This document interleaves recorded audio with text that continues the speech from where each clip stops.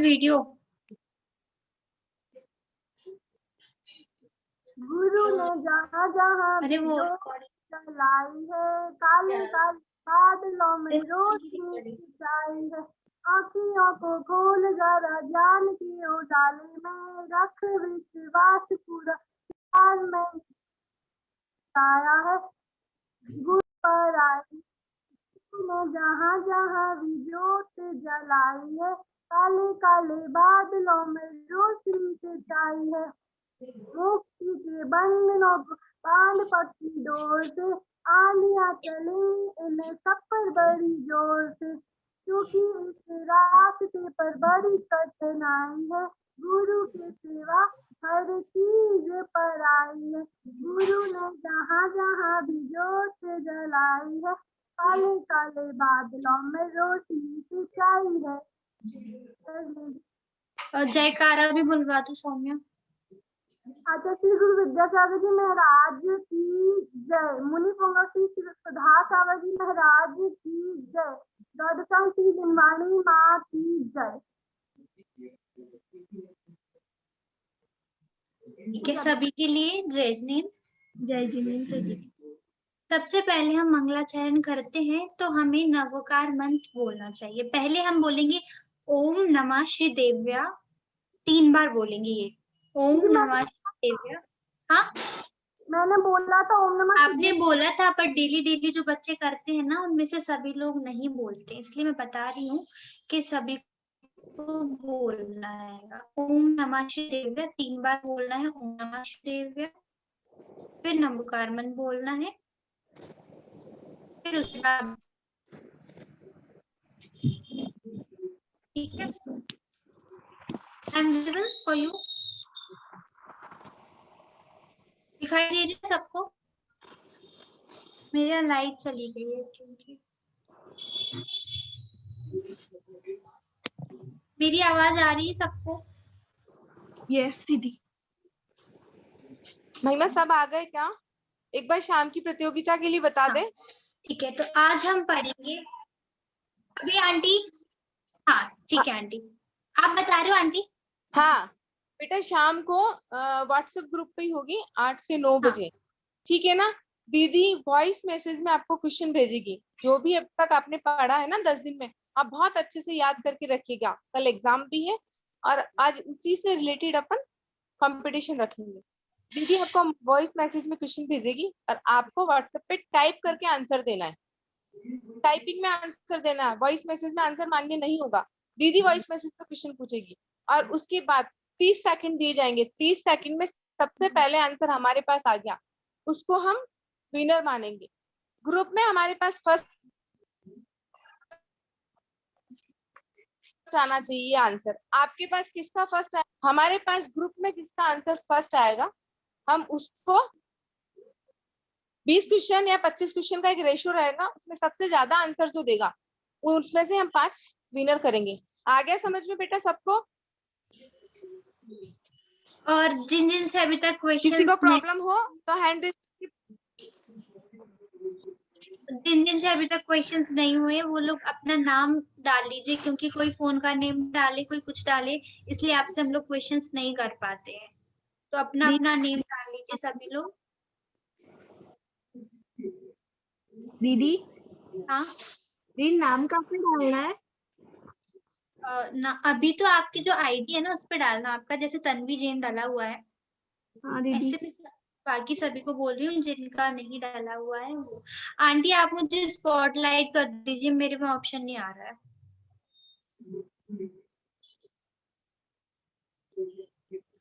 तो आज हम पढ़ेंगे पाठ 11 प्रतिमा।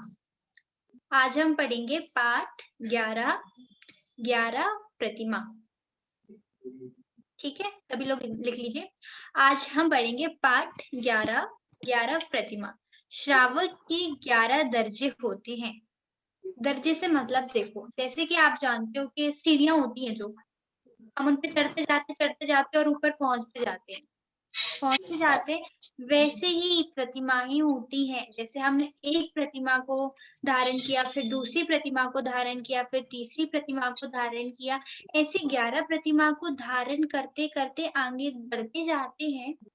और जब 11वीं प्रतिमा तक कंप्लीट हो जाती है तो क्या बन जाते हैं, वो आते हैं क्षुल्लक जी होते हैं, एलक जी और क्षुल्लक जी।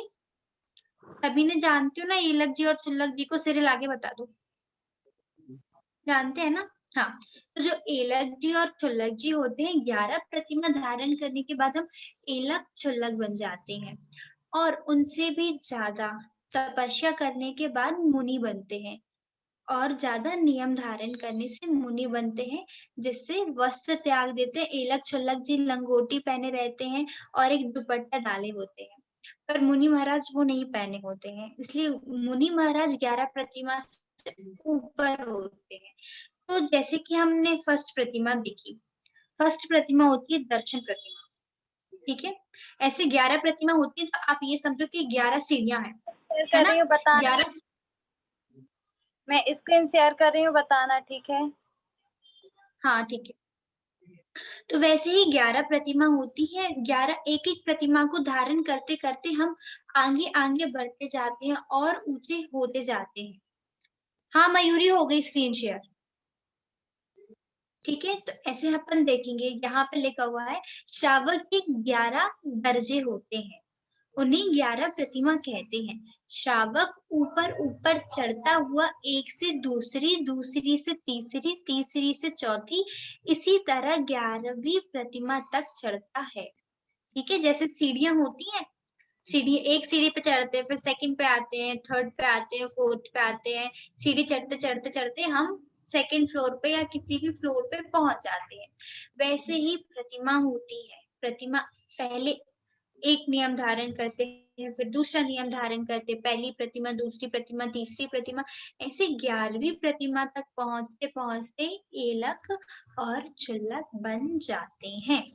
अपने ज्ञान को और मजबूत करते हैं, अपने व्रतों को और मजबूत करना 11 प्रतिमा होती है। पहली प्रतिमा होती है दर्शन प्रतिमा। दर्शन प्रतिमा सम्यक दर्शन सहित अतिचार रहित 8 मूल गुणों का धारण करना।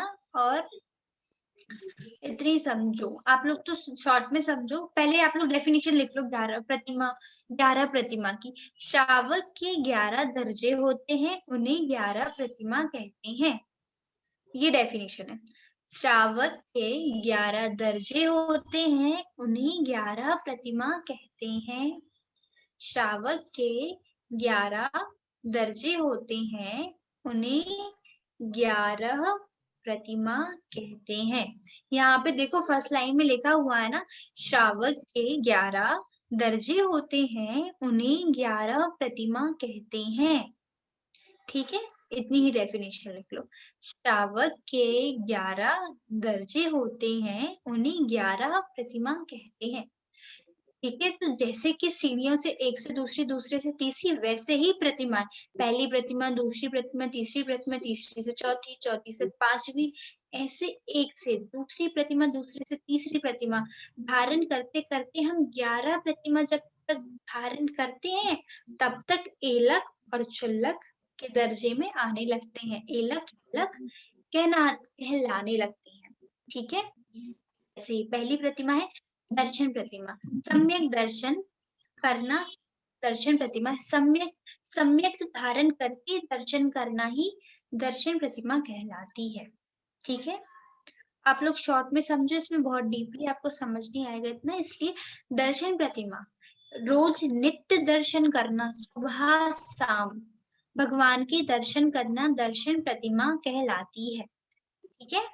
नित्य दर्शन करना सुबह शाम दर्शन प्रतिमा कहलाती है। दर्शन प्रतिमा की डेफिनेशन मत लिखो अभी, लिखना कोई जरूरी नहीं है, ठीक है। तो दर्शन प्रतिमा क्या होती है, भगवान जी के डेली डेली दर्शन करना, सुबह शाम दर्शन करना दर्शन प्रतिमा होती है। सेकंड प्रतिमा होती है व्रत प्रतिमा। कल जैसे हमने व्रत पढ़े थे, 12 व्रत पढ़े थे, 5 अनुव्रत, 3 गुणव्रत, 4 शिक्षा व्रत पढ़े थे ना हमने कल। अहिंसानुव्रत, सत्यानुव्रत, आचौर्यानुव्रत, ब्रह्मचार्यानुव्रत, परिग्रह परमाणु व्रत, दिग्व्रत देशव्रत, अनर्थ दंड व्रत, सामायिक शिक्षा व्रत, प्रोस्तो उपवास व्रत, भोग उपभोग परिमाण व्रत, शिक्षा व्रत, अतिथि संविभाग शिक्षा व्रत। ये जो 12 व्रत हमने कल पढ़े थे, यही होती है व्रत प्रतिमा। इन व्रतों को पालन करना व्रत प्रतिमा कहलाती है। व्रत प्रतिमा कहलाती है। 12 व्रतों को धारण करना व्रत प्रतिमा कहलाती है। ठीक है, फिर होती है थर्ड प्रतिमा। कौन सी है? सामायिक प्रतिमा। सामायिक प्रतिमा थर्ड नंबर पे है। सामायिक प्रतिमा। सामायिक प्रतिमा में जैसे आपने देखा होगा, जो मुनि महाराज होते हैं उनको सामायिक करते तो सभी ने देखा होगा, है ना? मुनि महाराज को सामायिक करते हुए सभी ने देखा है। देखा है? सिरिल आगे बताओ। देखा है ना? हाँ, देख मुनि महाराज को सामायिक कर क्या? मुनि महाराज को सामायिक करते हुए सभी ने देखा है। वही होती है सामायिक करना। सुबह सामायिक करना, दिन में सामायिक करना, शाम को सामायिक करना। जब भी मुनिराज जो ध्यान करते हैं, सामायिक में क्या करते हैं? ध्यान करते हैं, वही सामायिक कहलाता है। जैसे कि 7 तत्वों का ध्यान करना, 9 पदार्थों का ध्यान करना, 8 कर्मों का ध्यान करना, किसी भी चीज का ध्यान करना सामायिक प्रतिमा कहलाती है, जो सिर्फ मुनि महाराज और व्रती श्रावक ही करते हैं। वैसे तो हम भी कर सकते हैं, पर हम नहीं करते हैं। व्रती श्रावक जो प्रतिमा धारण करते हैं, उनके लिए सामायिक करना अनिवार्य होता है, मतलब जरूरी होता है, कंपलसरी होता है। सामायिक प्रतिमा होती है। हाँ, उस सामायिक प्रतिमा की एक बार डेफिनेशन बता देना। नहीं, डेफिनेशन वैसे आपको मतलब मैं सबको दिखाई दे रही हूँ। अब लाइट आ गई शायद मेरे यहाँ। हाँ दीदी, दे रही हूँ मैं, दिखा। हाँ ठीक है। सामायिक प्रतिमा की डेफिनेशन लिख लो। इसमें जैसे लिखा हुआ है, जैसे प्रतिदिन प्रातः काल, मध्यकाल और सायकाल 2-2 घंटे विधि पूर्वक, ठीक है, विधि पूर्वक निरचिंतार सामायिक करना सामायिक प्रतिमा होती है। जैसे कि प्रतिदिन, डेली। प्रतिदिन मतलब होता है डेली। प्रातः मतलब होता है सुबह, काल मतलब सुबह के वक्त, मध्यकाल मतलब दिन, दोपहर के वक्त, जो बीच का टाइम होता है, मध्यकाल। फिर सायकाल मतलब शाम के टाइम। तीनों टाइम, जो 3 पहर होते, सुबह दोपहर शाम, तीनों टाइम नियमित सामायिक करना सामायिक प्रतिमा कहलाती है। ठीक है, स्टार्टिंग से देखते हैं। प्रतिमा 11 होती है। श्रावक की 11 दर्जे होते हैं, उन्हें 11 प्रतिमा कहते हैं। ये हो गई 11 प्रतिमा की डेफिनेशन। अब पढ़ेंगे पहली प्रतिमा, दर्शन प्रतिमा। सम्यक दर्शन पूर्वक दर्शन करना दर्शन प्रतिमा कहलाती है। ये हो गई दर्शन प्रतिमा की डेफिनेशन। ठीक है, दर्शन प्रतिमा, सम्यक दर्शन पूर्वक दर्शन करना दर्शन प्रतिमा कहलाती है। फिर होते व्रत प्रतिमा। 12 व्रतों को धारण करना, 12 व्रतों को पालन करना व्रत प्रतिमा कहलाती, जो हमने कल पढ़ी थी। 12 व्रत को पालना व्रत प्रतिमा कहलाती है। फिर है तीसरी सामायिक प्रतिमा। प्रतिदिन मध्यकाल, प्रतिदिन प्रातः काल, मध्यकाल और सायकाल 2-2 घंटे विधि पूर्वक सामायिक करना सामायिक प्रतिमा कहलाती है। ठीक है, प्रतिदिन प्रातः काल, मध्यकाल और सायकाल 2-2 घंटे विधि पूर्वक सामायिक करना सामायिक प्रतिमा कहलाती है, जो कि देखो आप लोग को यहाँ पे सामने लिखा हुआ है। ठीक है, फिर है 4th नंबर की मयूरी, पेज टर्न कर दो। फिर है प्रोष्ठो उपवास प्रतिमा। 4th नंबर की है प्रोष्ठो उपवास प्रतिमा। 4th नंबर पे आती है प्रोज्धो उपवास प्रतिमा। हर एक अष्टमी और चतुर्दशी को 16 पहर का अतिचार रहित उपवास अर्थात प्रोज्धो उपवास करना, गृह व्यवहार भोग उपभोग की समस्त सामग्री का त्याग करना, करके एकांत में बैठना, ध्यान में लगाना प्रोषित प्रतिमा है। जैसे कि आप इसकी डेफिनेशन लिखो, हर एक अष्टमी चतुर्दशी को 16 पहर का अतिचार उपवास करना प्रोज्धो उपवास प्रतिमा कहलाती है। जैसे कि आज अष्टमी है, तो जो व्रती श्रावक होते हैं ना, तो आज अष्टमी है तो वो अष्टमी के एक दिन पहले से मतलब 16 घंटे पहले से अन्न का त्याग कर देंगे और 16 घंटों के बाद तक।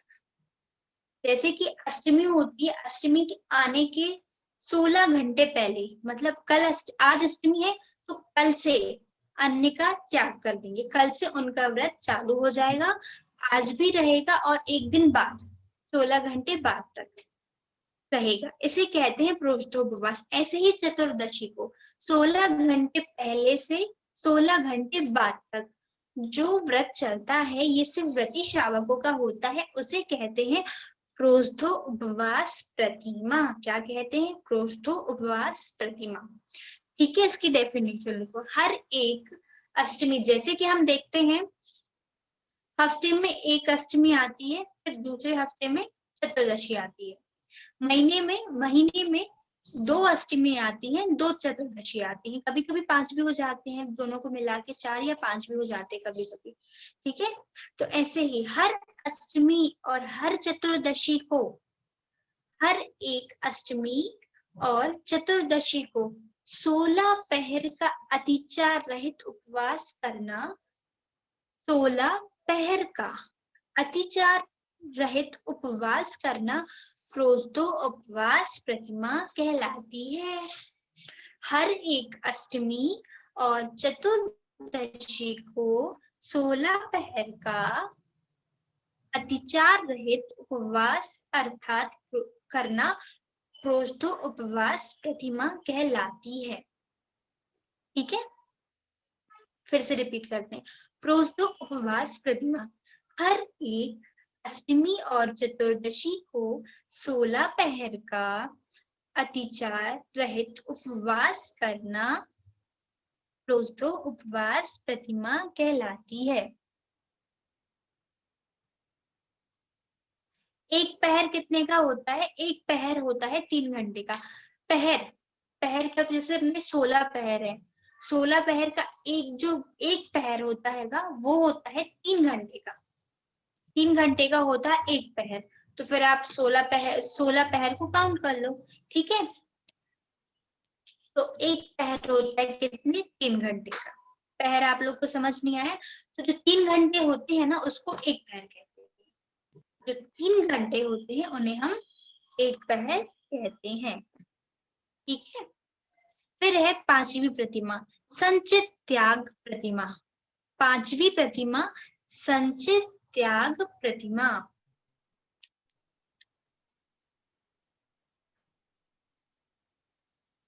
पांचवी प्रतिमा होती है संचित त्याग प्रतिमा। क्या है? 5वीं प्रतिमा है संचित त्याग प्रतिमा। संचित त्याग प्रतिमा, संचित त्याग प्रतिमा में क्या होता है? हरी वनस्पति अर्थात कच्चे व पके हुए फल फूल बीज पत्ते पानी वगैरह ना खाना, इनको अग्नि में पकाकर ही खाना, उसे संचित त्याग प्रतिमा कहते हैं। देखो, संचित त्याग प्रतिमा में क्या होता है? जिसमें जीव होते हैं, जैसे कि हमने एक एप्पल लिया, ठीक है, एप्पल लिया, अब एप्पल फ्रेश टूटा हुआ, पेड़ से टूटा हुआ एप्पल आया हमारे पास, तो उस एप्पल में कितने सारे जीव होंगे, क्योंकि अभी तो उसको धुला ही नहीं। तो जो प्रति श्रावक होते हैं ना, वो उस एप्पल को भी, जो गर्म पानी होता है, बॉइल वाटर होता है ना, उसमें धुलकर उसको साफ कर उसको अच्छी तरह से बनाकर देखकर खाते हैं। हरी पत्ते फूल सब्जियां होती है ना, उनका त्याग रहता है उनका। जैसे हरी वनस्पति, कोई भाजियां होती हैं, पालक की भाजी होती है, भिंडी होती है, ये हरी वनस्पति होती है। वैसे तो टमाटर भी हरी हरी वनस्पति में ही आता है, पर टमाटर की कोई कोई छूट लिए रहता है। ठीक है, तो हरी वनस्पति, हरी सब्जियां नहीं खाना, जैसे कि पालक की भाजी होती है, मेथी की भाजी होती है, भिंडी होती है, भट्टे होते हैं, इन सबको नहीं खाना। और जो फल होते हैं और बाकी जो सब्जियां होती हैं उनको गर्म पानी में धोकर, ठीक है, उनके जो कीटाणु होते हैं, जो अभी आप लोग भी देख रहे हो, तो सबके घर में जो सब्जियां आती हैं, फ्रूट्स आते हैं, सबसे पहले मम्मी उनको वॉश करती है, सबके यहाँ करती है ना? तेरे आगे बताओ, करती है कि नहीं करती है? करती है ना?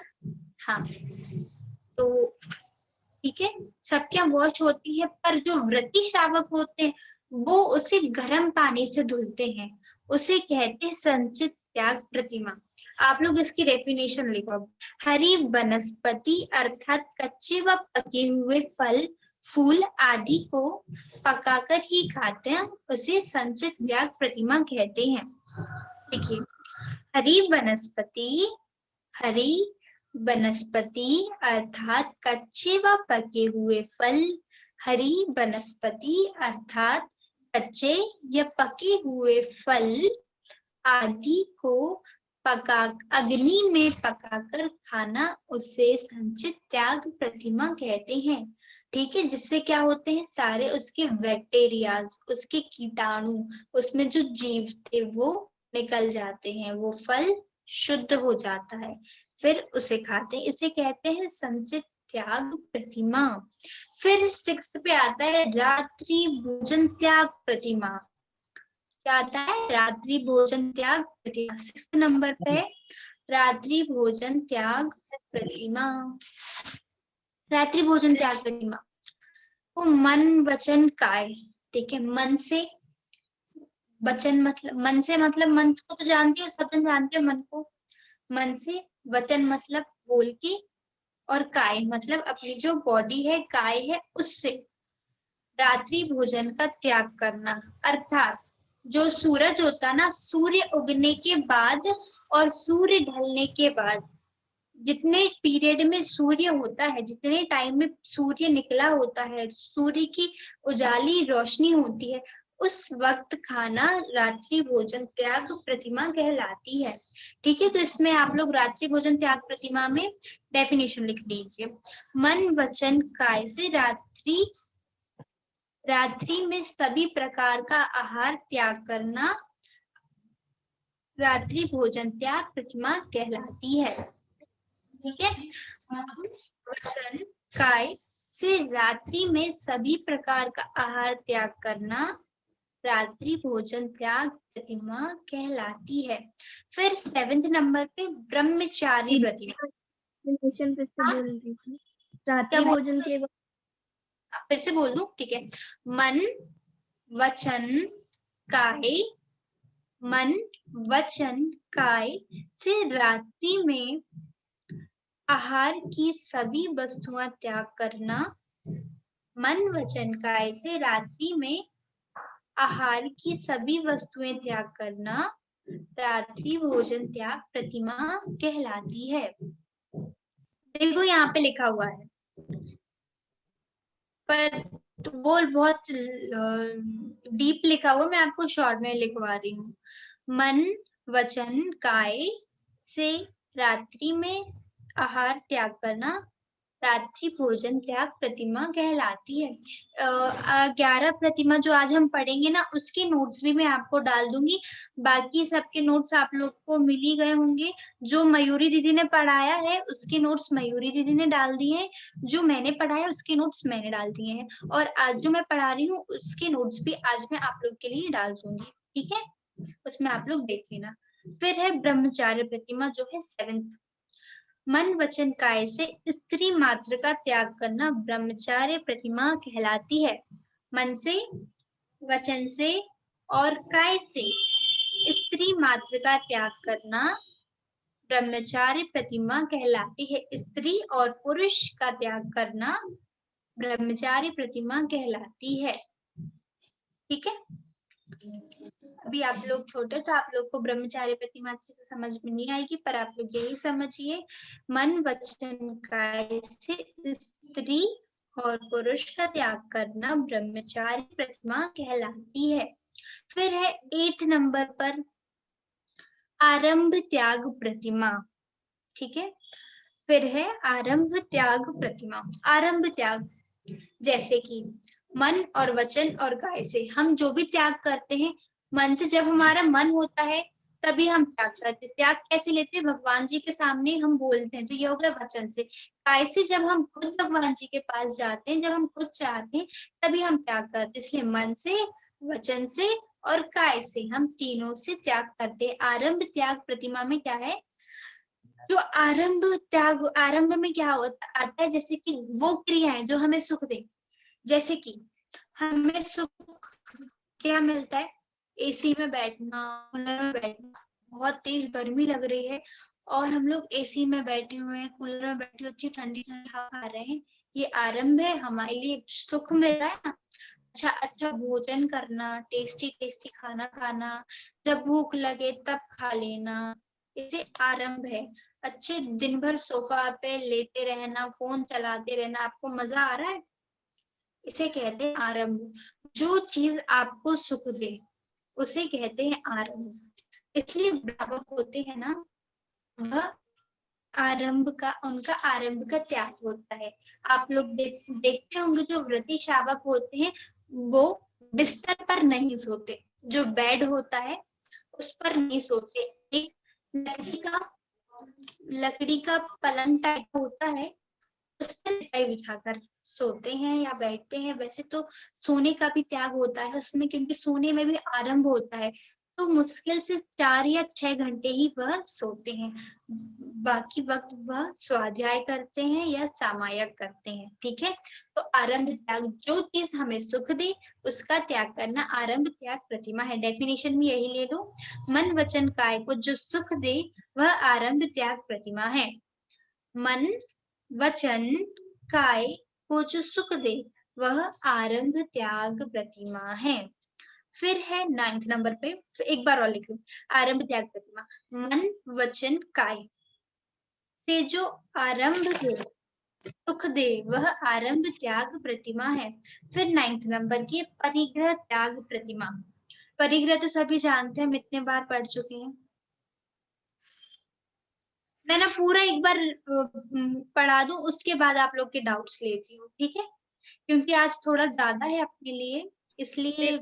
आरंभ प्रतिमा होती है ना, आरंभ प्रतिमा में ये है कि जैसे किसी का यानी कि व्यापार है, जैसे किसी का खेत है तो वो अपने खेत का काम नहीं कर सकता, क्योंकि ये प्रतिमा यहाँ से मुनि बनने लगते हैं। यहाँ से 7वीं प्रतिमा के बाद से मुनि बनने लगते हैं। ठीक है, तो यहाँ पे जो भी खेती व्यापार नौकरी संबंधी जो भी आरंभ है अपने पास, उसका त्याग करना पड़ता है। ठीक है, ये है आरंभ प्रतिमा।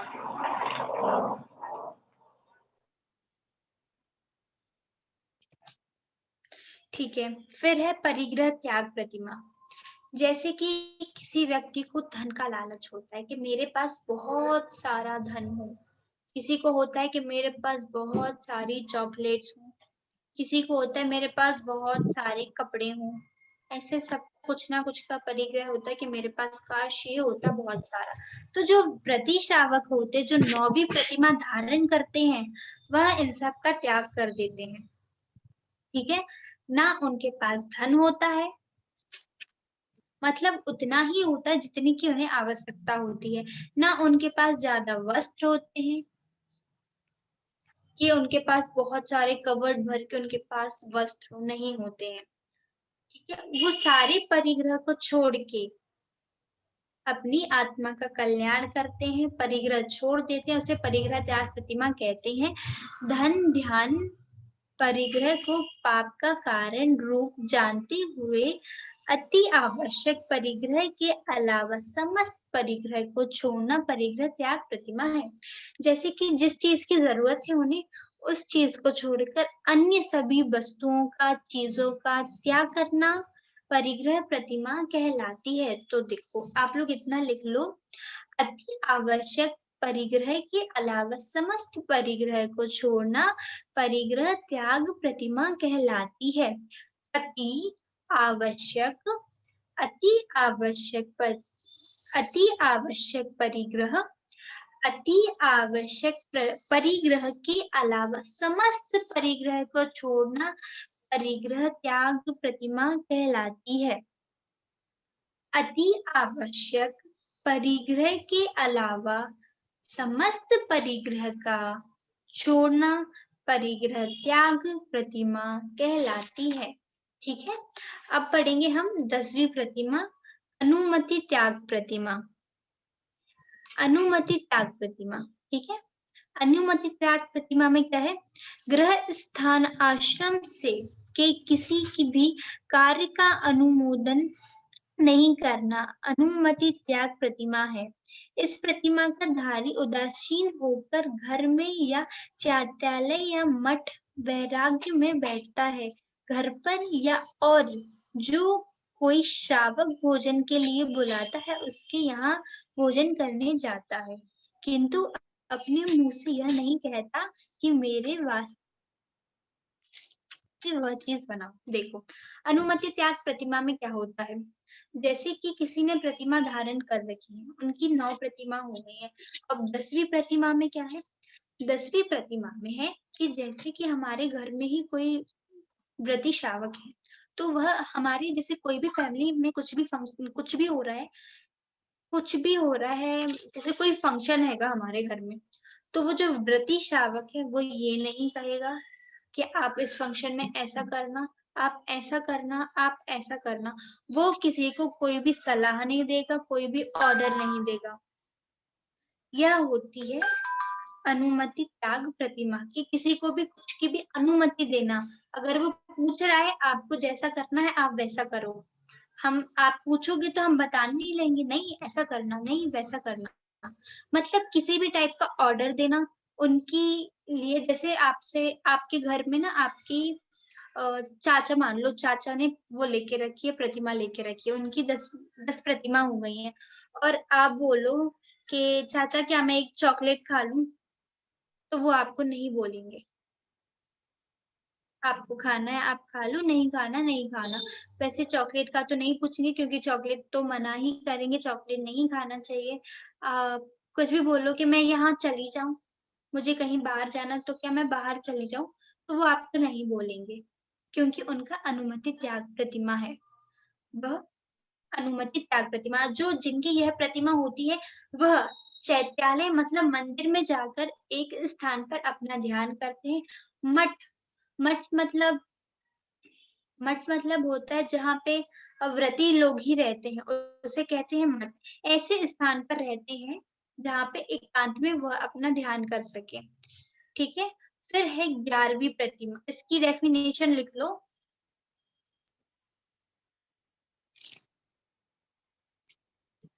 अनुमोदन नहीं करना अनुमति त्याग प्रतिमा है।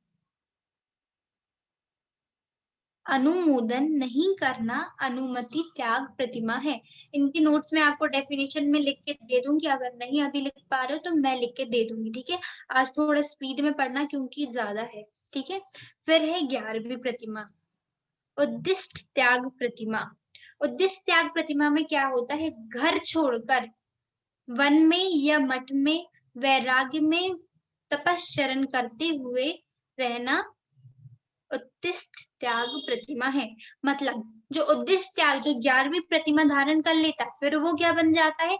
एलक व क्षुल्लक बन जाता है। ठीक है, तो जो एलक होते हैं उनके पास मात्र एक लंगोटी होती है और वह पिछी कमंडल धारण करते हैं, वो केस लॉन्च करते हैं। केस लॉन्च सभी जानते हैं, जो महाराष्ट्र लोग करते हैं, माता जी लोग करती हैं। वह एलक जो होते हैं वह केश लॉन्च करते हैं और आहार ग्रहण करते हैं। किसमें? एक आहार ग्रहण करते हैं। ठीक है, वह होते हैं एलक। ठीक है, और जो क्षुल्लक होते हैं वो क्षुल्लक, उनके पास पिच्छी होती है, कमंडल होते हैं। वे केवल एक लंगोटी और एक दुपट्टा डाले होते हैं। ठीक है, और वह एक कटोरे में आहार लेते हैं। ठीक है, और एलक और क्षुल्लक दोनों को हम क्या कहते हैं? इच्छामी। इच्छामी कहते हैं, एक गच्छामि महाराज जी, कहते हैं यही कहते हैं ना। हाँ, तो ये होती है उद्देश्य त्याग प्रतिमा में एलक चुल्लक जी आते हैं। उद्देश्य त्याग प्रतिमा में घर पर नहीं रह सकते। जैसे महाराष्ट्री लोग होते हैं धर्मशाला में रुकते हैं, मंदिर की जो धर्मशाला होती है वहीं रुकते हैं, कभी किसी के घर में नहीं रुकते ना। नहीं, यह आती है उद्देश्य त्याग प्रतिमा में। ये हो गई हमारी 11 प्रतिमा। ठीक है, इसको मैं एक बार रिपीट कर दूं या आप लोग के डाउट्स ले लूं? एक जन बता, एक आध से पूछती हूँ। मयूरी स्क्रीन स्टॉप कर दो।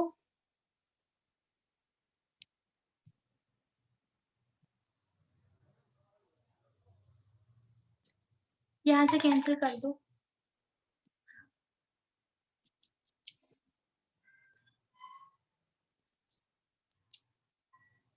हर्षिता जैन,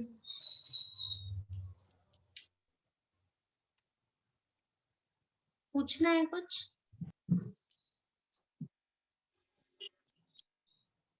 हर्षिता जैन, नहीं।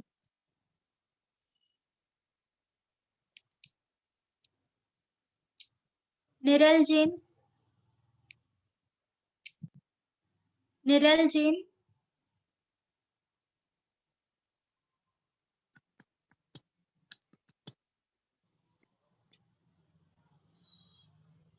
समन्या जैन,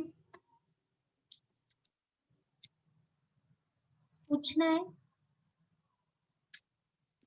कोई बोल ही नहीं रहा है आज तो। दीदी नौवा प्रतिमा का क्या नाम था? 9वीं प्रतिमा का नाम था परिग्रह त्याग प्रतिमा। दीदी, हाँ, मुझे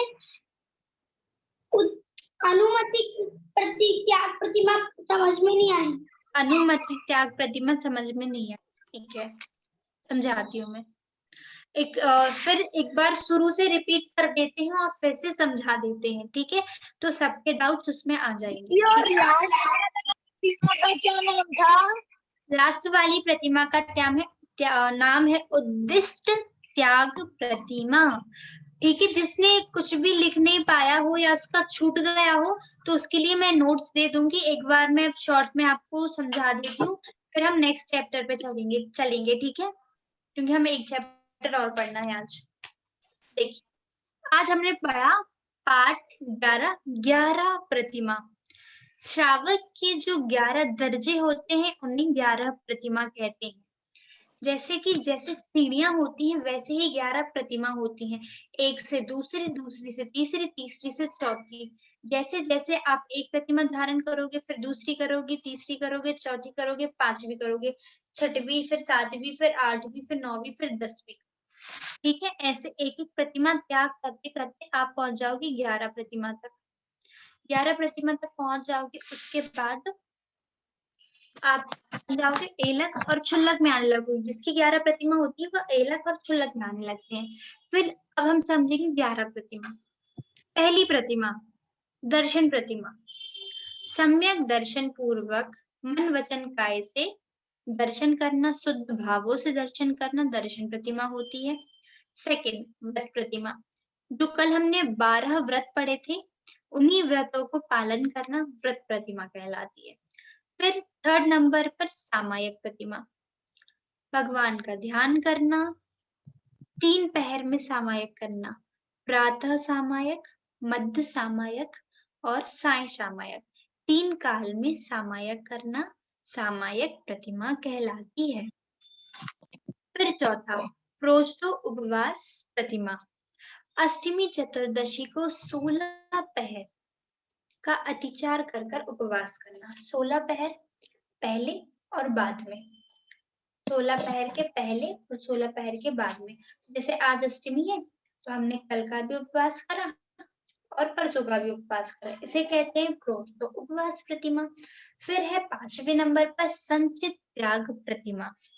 संचित त्याग प्रतिमा में आता है वनस्पति त्याग करना, हरी सब्जियों का त्याग करना और जो फल फूल सब्जी आदि होती है ना, उनको गर्म पानी से धुलकर और उनको पकाकर, अग्नि में पकाकर, जिससे उसकी कीटाणु बैक्टीरिया जीव निकल जाएं, उसे कहते हैं संचित त्याग प्रतिमा। फिर है 6वें नंबर पर रात्रि भोजन त्याग प्रतिमा। मन वचन काय, तीनों से रात्रि में भोजन त्याग करना, अर्थात जैसे ही सूरज निकला, सूरज निकलने के बाद ही भोजन करना, और अगर सूरज ढल गया उसके बाद भोजन नहीं करना, रात्रि भोजन त्याग प्रतिमा में आता है। फिर है 7वें नंबर पर ब्रह्मचार्य प्रतिमा। मन वचन काय से स्त्री या पुरुष का त्याग करना ब्रह्मचार्य प्रतिमा कहलाती है। फिर 8वें नंबर का आरंभ त्याग प्रतिमा। मन वचन काय से आरंभ का त्याग करना आरंभ त्याग प्रतिमा कहलाती है। आरंभ मतलब जो हमारे लिए हित के लिए हो, उसे कहते हैं आरंभ त्याग प्रतिमा। इसमें हम स्नान कर सकते हैं, दान कर सकते हैं और पूजन कर सकते हैं। ठीक है। फिर है 9वें नंबर पर परिग्रह त्याग प्रतिमा। धन आदि का परिग्रह छोड़ना, किसी भी प्रकार का परिग्रह छोड़ना परिग्रह त्याग प्रतिमा कहलाती है। जो हमारी आवश्यक वस्तु है, जिसकी हमें जरूरत है, उनको छोड़ना, उनको छोड़कर अन्य समस्त वस्तुओं का त्याग करना परिग्रह त्याग प्रतिमा कहलाती है। फिर 10वां अनुमति त्याग प्रतिमा। गृह में, घर कार्य में किसी को भी अनुमति देना, कुछ के लिए भी हाँ बोलना अनुमति त्याग प्रतिमा कहलाती है। अनुमति, जैसे कि आपको कहीं जाना पड़ता है तो परमिशन लेनी पड़ती है ना, घर पे कुछ भी करना पड़ता है तो परमिशन लेते हैं मम्मी पापा से, तो परमिशन लेना, वैसे ही जो होते ना अनुमति त्याग प्रतिमा, वो परमिशन नहीं देते, वो किसी को कुछ के लिए भी परमिशन नहीं देते, उसे कहते हैं अनुमति त्याग प्रतिमा। फिर है 11वें नंबर पर उद्दिष्ट त्याग प्रतिमा। उद्दिष्ट त्याग प्रतिमा में क्या होता है, घर पर नहीं रहते। पहले इन 10 प्रतिमा में तो घर पर रह सकते हैं, पर जो 11वीं प्रतिमा होती ना, उसमें हम घर पर नहीं रह सकते हैं। 11वीं प्रतिमा में हम घर पर नहीं रह सकते हैं, हमें किसी धर्मशाला मठ में ही रहना पड़ता है, घर पर नहीं रह सकते, घर का त्याग हो जाता है। और जो इन 11 प्रतिमा को धारण कर लेता है वह कहलाता है एलक जी और छुल्लक जी। ठीक है। अब आते हैं हम पाठ 12 पे। ठीक है, टाइम बहुत कम बचा है, इसलिए अब हम डायरेक्ट पढ़ेंगे पाठ 12। पंच परमेष्टि के मूल गुण। पंच परमेष्टि के मूल गुण। परमेष्टि 5 होते हैं, सभी लोग जानते हैं परमेष्टि 5 होते हैं। आंटी आप मुझे ना स्पॉटलाइट कर दीजिए।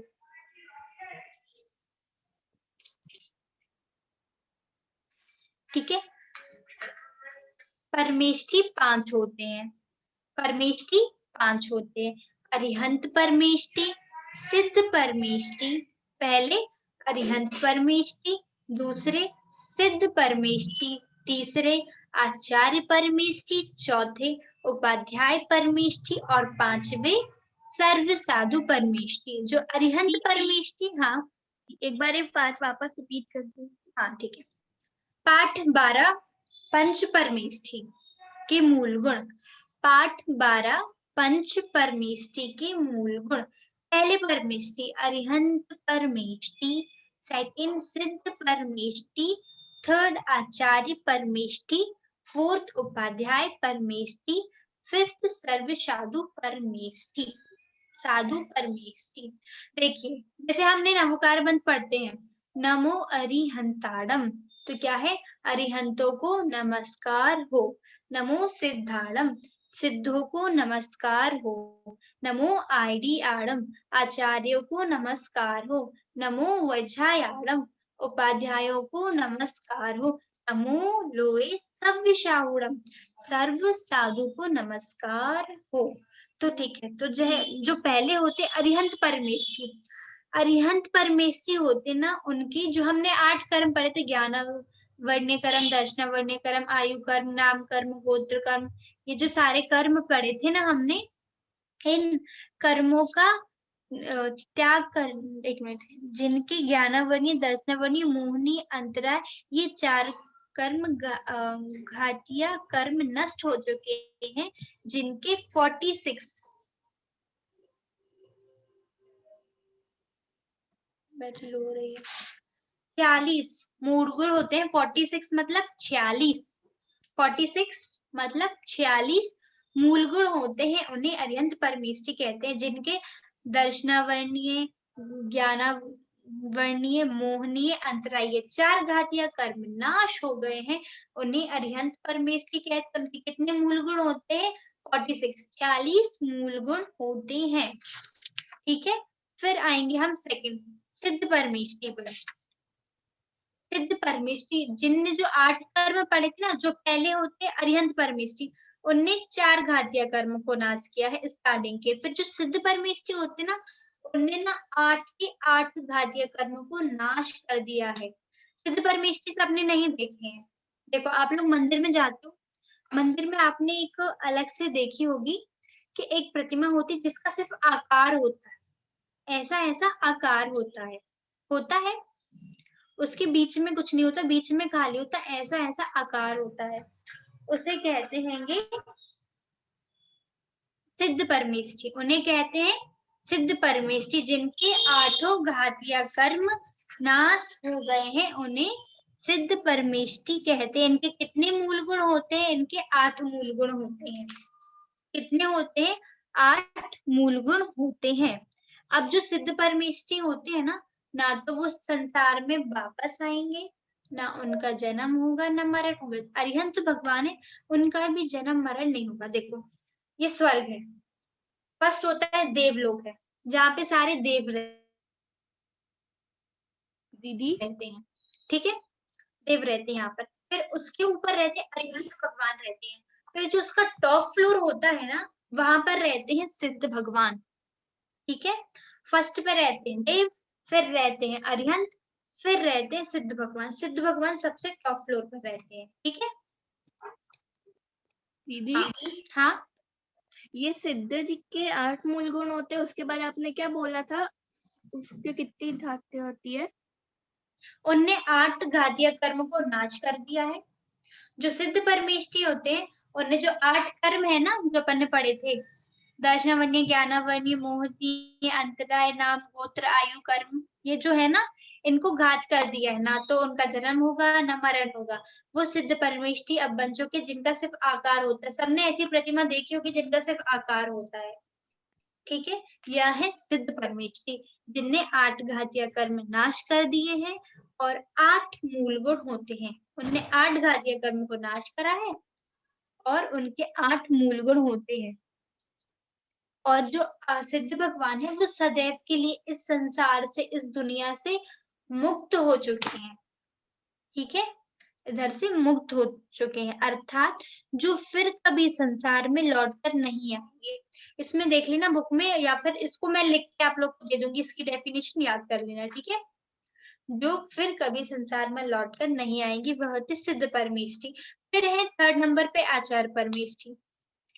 जो मुनि संघ में सबसे बड़े होते हैं, वह होते हैं आचार्य परमेष्ठी। जो मुनि संघ में सबसे बड़े होते हैं, वह होते हैं आचार्य परमेष्ठी। आचार्य परमेष्ठी के 36 मतलब 36 मूल गुण होते हैं।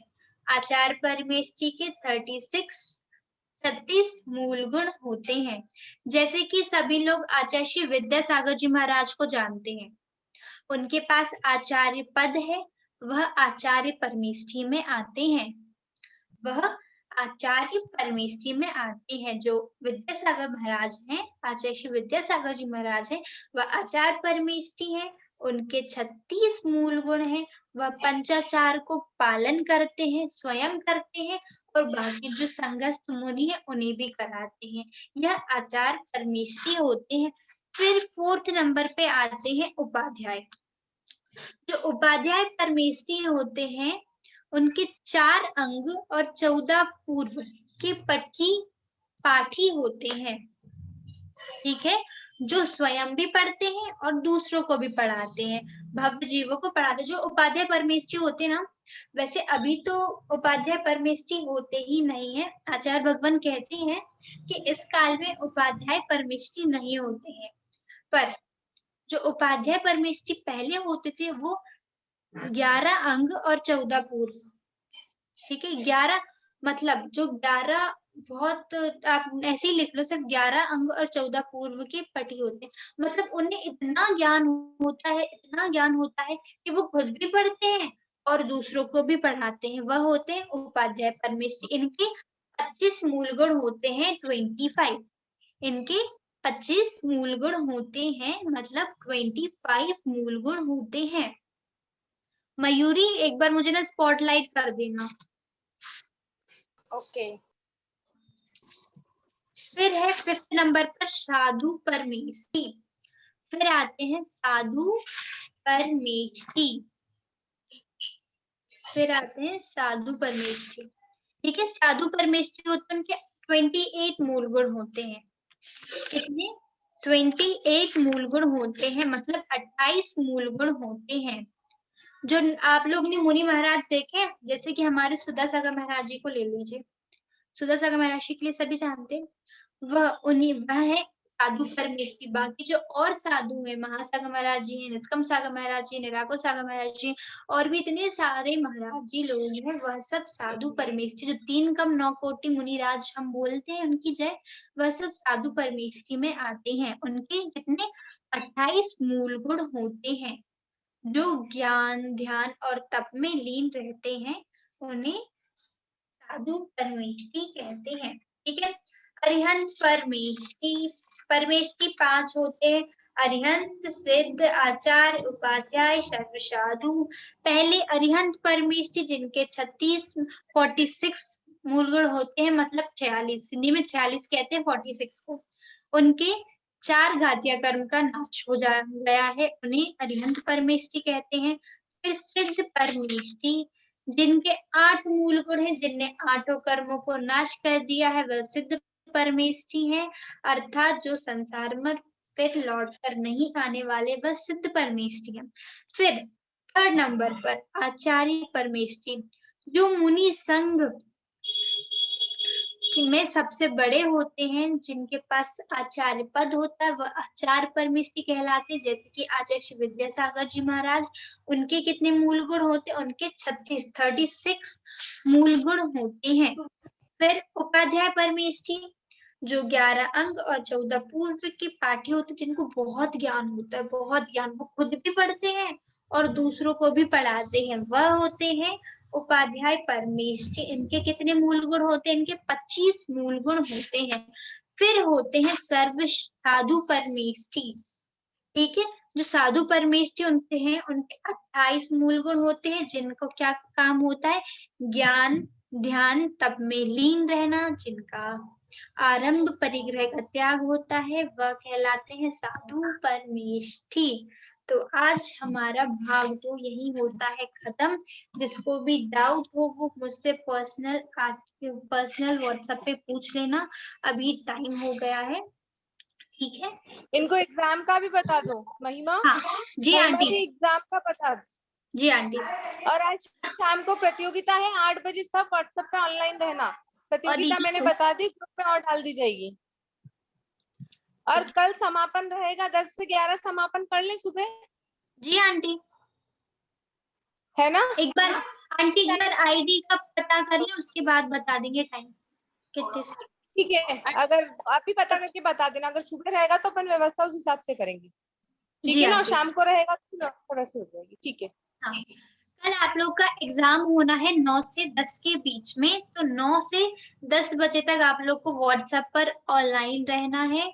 मेरे और मयूरी दीदी के अलावा कुछ और दीदियां हैं, वो आपके लिए करेंगे, सबके लिए अलग अलग दीदियां ग्रुप में करेंगी वीडियो कॉल, ठीक है। वो आपसे वहां पर कुछ क्वेश्चंस करेंगी, आपको उन क्वेश्चंस के आंसर देने हैं। ऐसा ही आपका एग्जाम होना है, तो सभी लोग 9 से 10 के बीच में ऑनलाइन रहना। आज का दिन है, आप लोग सभी लोग बहुत अच्छे से पढ़ लीजिए। आपकी रिवीजन के लिए हमने शाम को एक प्रतियोगिता रखी है कि प्रश्न मंच, ठीक है। तो उसमें मैं और मयूरी दीदी आपसे क्वेश्चन करेंगे ऑडियो में। हम लोग ऑडियो में आपको क्वेश्चन देंगे और आपको उस क्वेश्चन का आंसर लिखकर टाइप कर कर देना है। आपके लिए 30 सेकंड मिलेंगे, 30 सेकंड में आपको आंसर देना है, ठीक है? सभी दीदी लोग बहुत अच्छे से तैयारी कर लीजिएगा। अभी जो 2 चैप्टर हैं उनके नोट्स भी आपको अभी मिल जाएंगे। हाँ बोलिए। दीदी क्वेश्चन पूरा रिवीजन कर लेना बेटा, सारा जो भी पढ़ाया क्वेश्चन आंसर उसी में से है। और सभी बच्चों को बहुत बहुत शुभकामनाएं, बेस्ट ऑफ लक। दीदी आज के क्वेश्चन आज के हम बता देंगे। पहले देखो, कल के लिए कोई बच्चा घबराएगा नहीं, क्योंकि हम दोनों दीदी नहीं रहेंगे वहां पर। जो पेपर लेंगी दीदियां वो कोई और दीदी होंगी, ठीक है? तो कोई भी बच्चा घबराना मत, अच्छे से देना। और जो ना बने तो बोल देना कि दीदी इसको हम समझा के बता दे रहे, ठीक है? जैसे कोई परिभाषा नहीं बन पा रही आपसे तो आप किसी उदाहरण से समझा देना, ठीक है? दीदी और आज के क्वेश्चन 2 चैप्टर के, क्या? आज के 2 चैप्टर के क्वेश्चन। हाँ अभी करेगी महिमा दीदी। और फिर हम लोग वीडियो कॉल पे लेंगे, उसमें हम लोगों की जो आंटी हैं शीला माँ वो भी रहेंगी, ठीक है? तो उनको देखकर कोई बच्चा घबराना मत और अच्छे से तैयारी करना। महिमा आज के क्वेश्चन। दीदी प्लीज।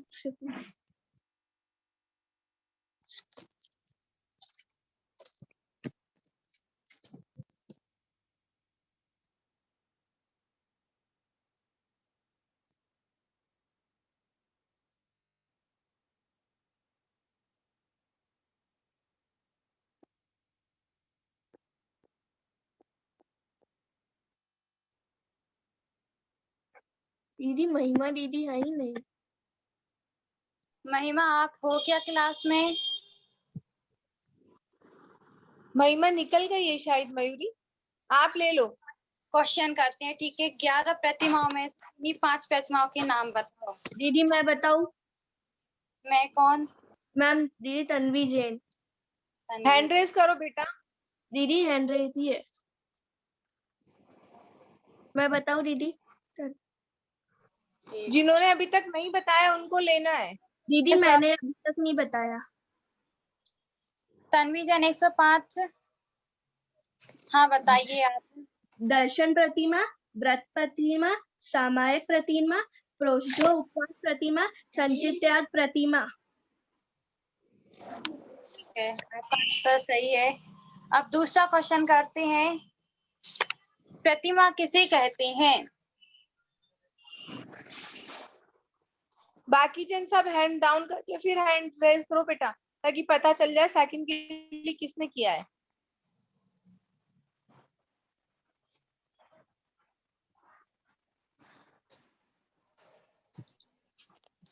Roll number 48। आप बताओगी क्या?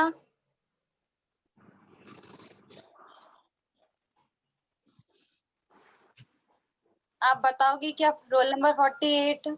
हाँ, बताइए प्रतिमा किसे कहते हैं? शावक के 11 दर्जे होते हैं, उन्हें 11 प्रतिमा कहते हैं। शावक ऊपर चढ़ता हुआ एक से दूसरी, दूसरी से तीसरी, तीसरी से चौथी तरह की 11 प्रतिमा तक चढ़ती है।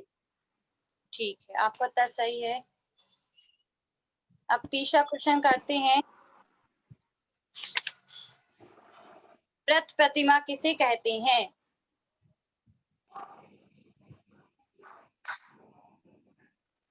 कौन बताएगा ये?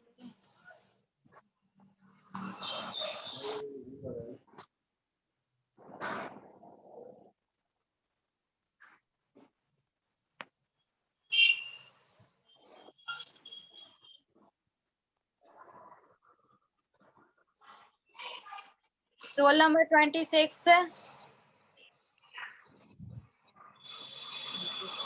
तो महिमा को अनम्यूट कैसे 26।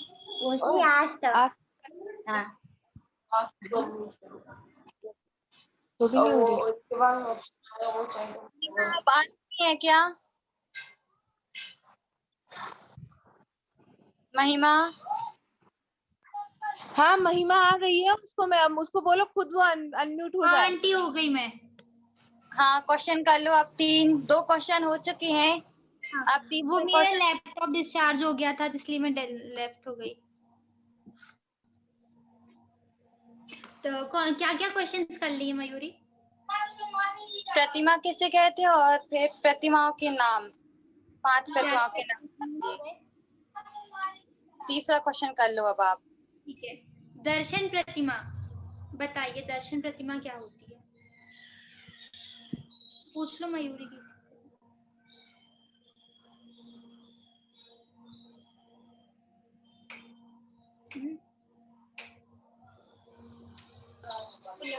रोल नंबर 39, रिद्धि जैन, आपको पता है क्या?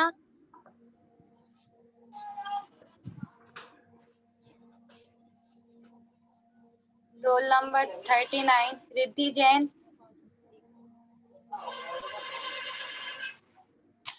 नहीं पता?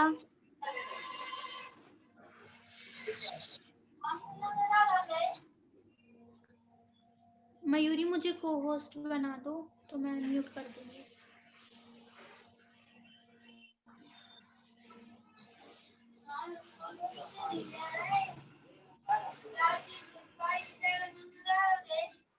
समीर जैन। नित्य दर्शन करना दर्शन प्रतिमा कहलाती है। ठीक है, सही है आपका। ठीक है, सही है। फिर फोर्थ क्वेश्चन है, व्रत प्रतिमा। व्रत प्रतिमा अब एक बार हैंड्स डाउन कर लो बेटा, फिर हैंड रेस करना 4th क्वेश्चन के बाद। व्रत प्रतिमा क्या कहलाती है, ये आपका फोर्थ क्वेश्चन है।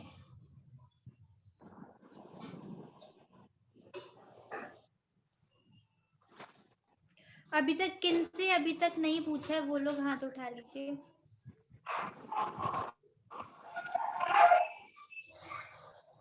मौसमी जी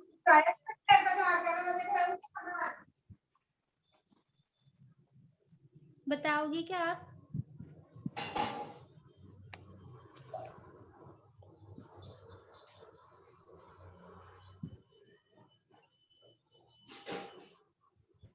दीदी मैं अगली क्लास की हूँ। अच्छा, अगली क्लास से हो। Role okay. नंबर 17, आप बताओगे क्या? लिपिका जैन, लिपिका, आपने नहीं बताया ना पहले? बताइए, आप बताइए। व्रत प्रतिमा 5 अनुव्रत, 3 गुणव्रत और 4 शिक्षा व्रत। इन 12 व्रतों का जो पालन करता है वही व्रत कौन बोल रहा है प्रतिमा बेटा? होता है। कोई और रहा? महिमा, कौन था? ये नहीं माना जाएगा, कोई और बोल रहा है बेटा। हाँ, कोई और बोल रहा है, और आपके को पीछे पूछो। से बोला है नहीं नहीं आंटी, ये ना किसी लड़के ने बोला हुआ है। आपका नेम क्या है जिसने आंसर बोला? सुमांशु जैन। दीदी आपने मेरे को ही अनम्यूट किया था अभी। हाँ, रोल नंबर, ठीक है बेटा, सही है। हाँ, इसका हाँ। सही आंसर। नेक्स्ट क्वेश्चन है, रात्रि भोजन त्याग प्रतिमा क्या होती है?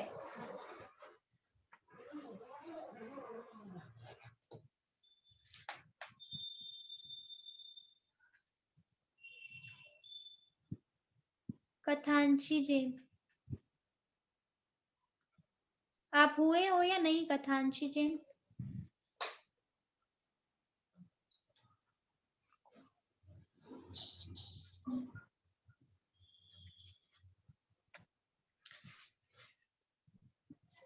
पारस जैन। दीदी मैं दूसरी क्लास से हूँ। हाँ, ठीक है, ओके। लिपिका से पूछ लो। लिपिका आंटी, शायद लिपिका हो चुकी है। हो गई क्या? ठीक है। हाँ, त्रनिका जैन, त्रनिका। हाँ, जिसने बताइए। वन वचन काय से रात्रि सभी त्याग करता है वही रात्रि भोजन त्याग कहलाता है। मन वचन काय से रात्रि सभी प्रकार के त्याग करता है वही क्या त्याग, सभी प्रकार के क्या त्याग करता है? आहार त्याग। हाँ, ठीक है, वही रात्रि भोजन त्याग होता हाँ ठीक है आपका आंसर। मयूर इसका नेम लिख लेना। महिमा आ, कल के आज दूसरे चैप्टर के भी पूछ लो। तो आपके लिए बस एक न्यूज और है, ये बोलना है कि आज हम लोग ग्रुप खोल देंगे, तो आज लास्ट डे है। आप लोग जिससे टाइप करते बनता है वो टाइप करके, नहीं बनता है तो आप ऑडियो करके हमें बता दीजिएगा कि आपको 10 दिन के शिविर में हमारा पढ़ाना कैसा लगा, आपका कैसा अनुभव रहा। ये सब आप ऑडियो करके या फिर लिख कर हम लोग के लिए ये सेंड हम कर। सुनो कल पूछेंगे ना, समापन में पूछेंगे महिमा। ठीक है आंटी, तो वैसा कर दो है ना, अभी आज रहने दो, ग्रुप मत खोलो, अपना हाँ। समापन में देख लेंगे कि फिर बहुत मैसेज हो जाते हैं और मैसेज इधर उधर चले जाते हैं। हाँ जी आंटी। जिनवाड़ी स्तुति के लिए किसने बोला था मुझसे स्टार्टिंग में? अब हैंड रेस कर लो जिसके लिए जिनवाड़ी स्तुति करना हो।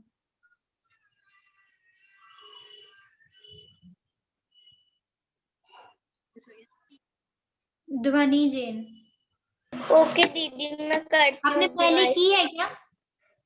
नहीं दीदी, मैंने पहले नहीं की। हाँ ठीक है, तो करिए, आप कर दीजिए।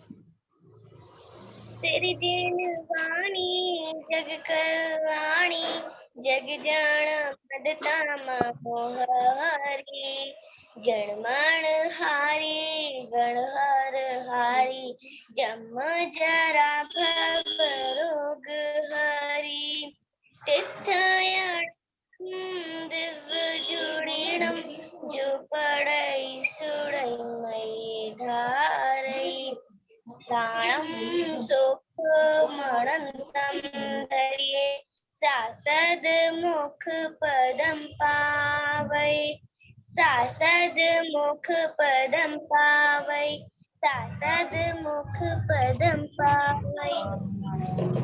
द्वादशांशी जिनवाड़ी माता की जय। सभी के लिए जय हिंद। अपने सभी बच्चों को नियम दिला दो महिमा आज के लिए। हाँ आंटी, सभी के लिए आज नियम है कि सभी के लिए पानी छानकर पीना है। आप जितने बार भी पानी पिए, अपनी मम्मी को बोलना कि हमें पानी छान कर दीजिए, ठीक है? सभी के लिए आज का नियम है पानी छानकर सभी पीना है। बच्चों को बेस्ट ऑफ लक, कल के लिए अच्छे से तैयारी करना। सभी जन अपने स्थान पर बैठकर नवकार मंत्र पढ़ लीजिए, फिर लेफ्ट हो जाएंगे।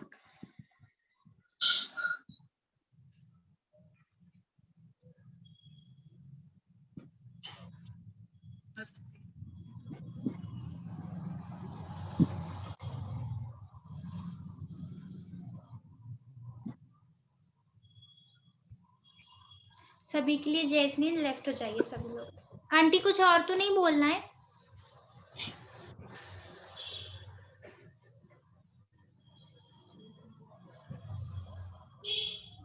ये दो